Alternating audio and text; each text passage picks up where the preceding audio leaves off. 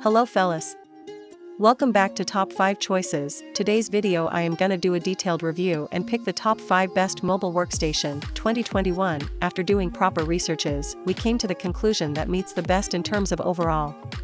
Kindly leave a like if you find this helpful, and I'd appreciate if you subscribe to my channel and turn on post notifications if you haven't. We will be also providing affiliates link to purchase from Amazon. Kindly use to for best offers and purchase from anywhere in the world. We'll be back with more videos.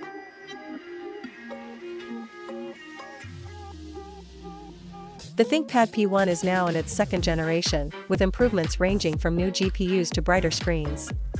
The bare-bones base model features a Core i5 processor, Intel integrated graphics, so we'd refuse to call it a workstation, 8GB of RAM, a 256GB solid-state drive, and a 1080p display. My $3,567 test unit ladled on the options with Intel's 6-core, 2.8 GHz, 4.7 GHz turbo, Xeon E2276M, 32GB of memory, a 1TB NVMe SSD, the Quadro T2000, and an ultra-high contrast OLED 4K 840x2, 160 pixel, touchscreen.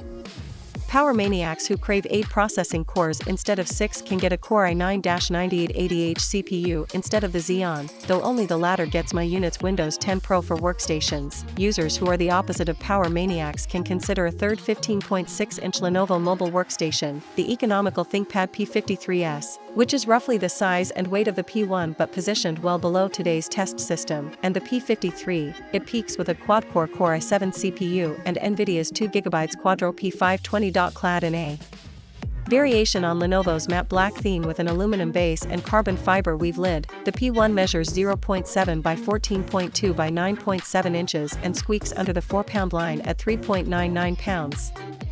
That makes it definitely more portable than the P53, 1.2 by 14.9 by 9.9 inches, 5.5 pounds, or HP ZBook 15G6, 1 by 14.8 by 10.4 inches, 5.8 pounds. HP has taken the redesign seriously enough to replace the standard HP logo with a slick Z with a Power Ranger-looking font on the top cover. The reflective material works well with the Z's unibody chassis made out of aluminum.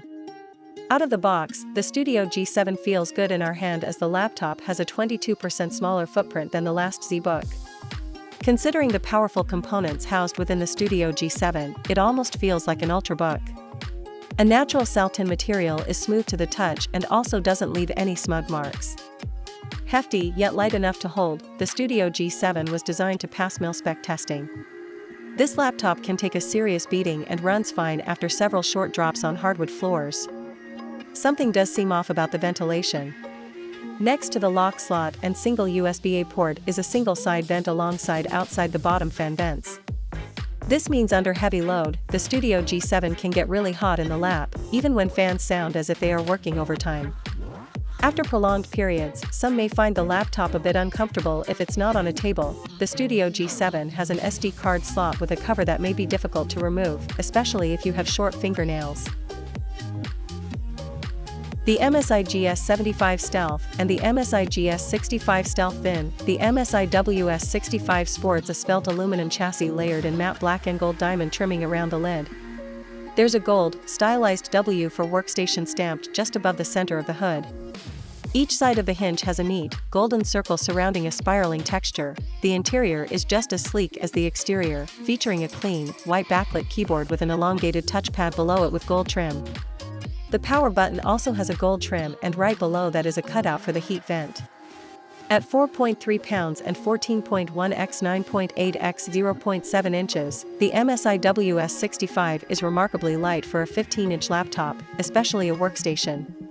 The Dell Precision 7730, 7.5 pounds, 16.3 x 10.8 x 1.2 inches, and the HP ZBook 15G5, 5.7 pounds, 14.8 x 10.4 x 1 inches, were pretty hefty, but the Lenovo ThinkPad P1, 4 pounds, 14.2 x 9.7 x 0.7 inches, was just slightly lighter.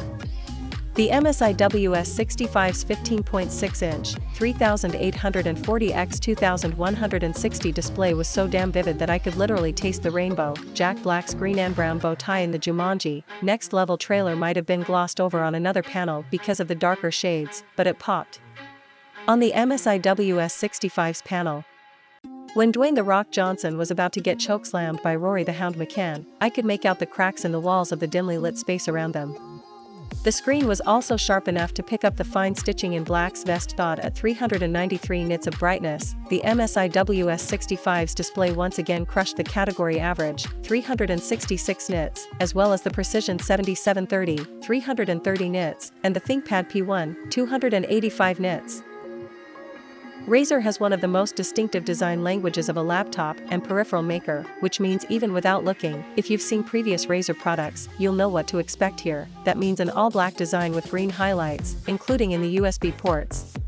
For Razer fans, this means the Razer Blade Pro 17, 2021, will fit right in with your other Razer kit.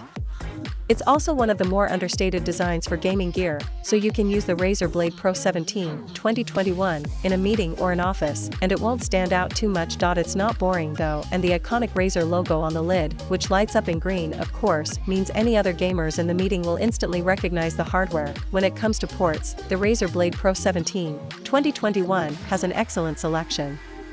On the left is an Ethernet port, 2 USB-A ports, a USB-C and audio jack. There's also a proprietary power connection. While this means you'll need to carry the power supply around with you when you need a top-up, there's no way around this, as a USB-C power connector, while more convenient, won't be able to provide enough power to run the laptop. On the right-hand side there's a full-size HDMI port, a USB-A port, USB-C and an SD card reader.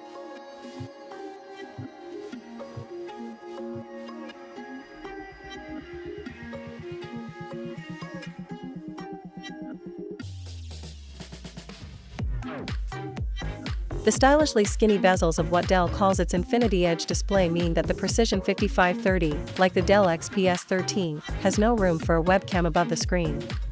Instead, the camera is centered below it, so while its images are above average in brightness and certainly sharp, your Skype colleagues will mainly look up at your chin and into your nostrils, unless you happen to type something, in which case all they'll see are your enormous knuckles. Your own view will be considerably nicer, because the Precision's IGZO-based touchscreen is a highlight.